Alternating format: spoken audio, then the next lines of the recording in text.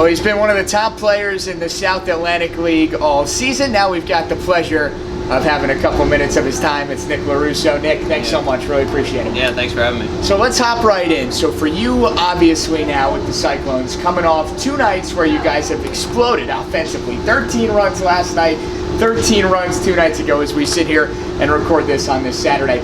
What's it been like to be part of a squad that is really firing on all cylinders? Yeah, I mean, it's awesome. You know, at the beginning of the year, it actually seemed like we weren't doing anything offensively. It was mostly the pitchers kind of carrying us. But, you know, once we get in a groove, and especially with this group, we can be really dangerous. For you in particular, if you haven't been paying attention, Nick, top 10 in the league in OPS and slugging. What in particular do you think has allowed you to be so successful this season?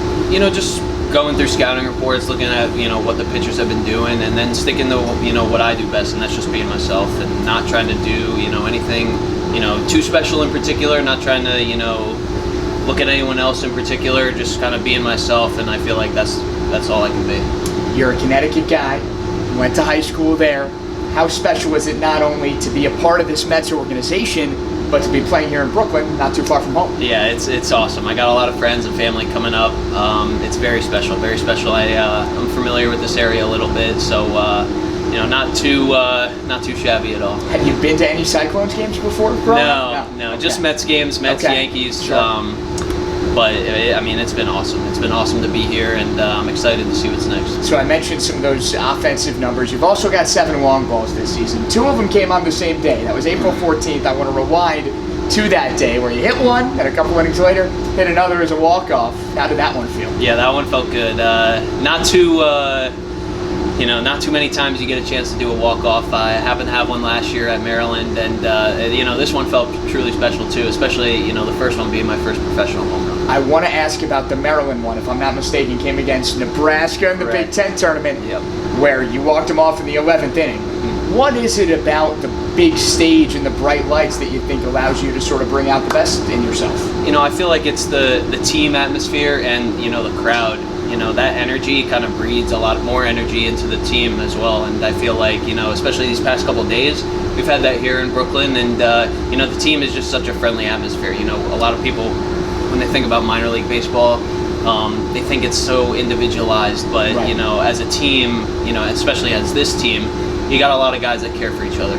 Let's talk your college days a little bit more. Started out at Nova, 2019 Big East Freshman of the Year, then went on to have just a monster 2 seasons at Maryland. First player since 03 to hit the century mark in RBIs.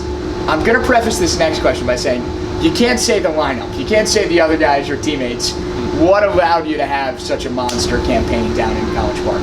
You know, I feel like it was just, you know, Matt Swope. You know, he was a truly tremendous hitting coach that allowed me to unlock things that I didn't even know I had. And, you know, with that came a lot of confidence, and I feel like confidence breeds everything in hitting.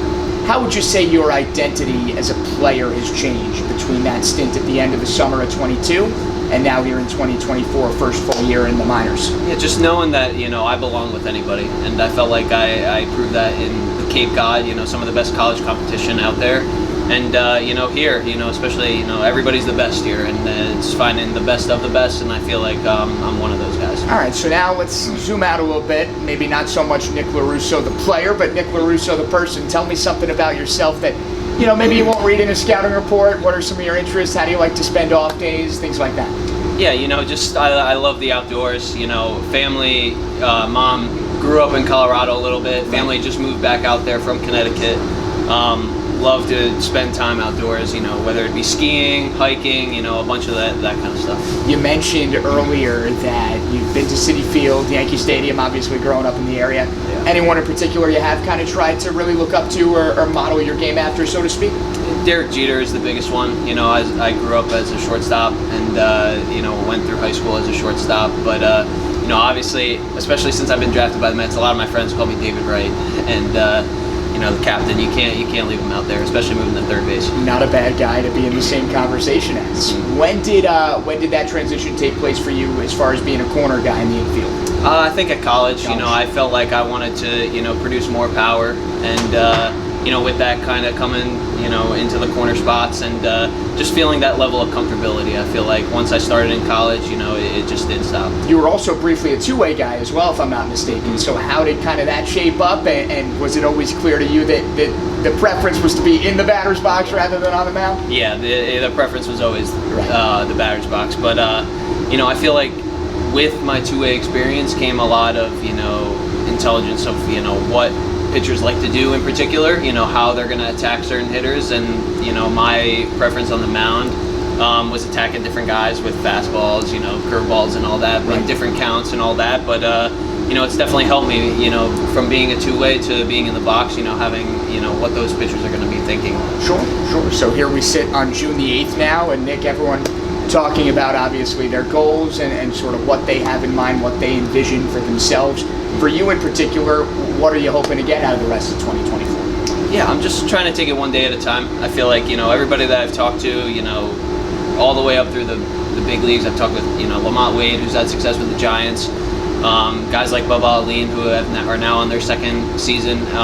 They just say enjoy the process, because it's a long season, and just see where it goes from there. But obviously, I'm looking to do whatever it takes to win and move us up as fast as I can. One day at a time. Love to hear it. Before we let you go, Nick, obviously a Connecticut guy, got to ask you, pizza, Connecticut, New York, let's settle this debate once and for all. Let's put it to bed. It's got to be New Haven pizza. You Really? You can't not to New York City? Come on. All right, we won't hold it against you. That's Nick Lorusso. Nick, thanks so much for the time. Yeah, thank you very much.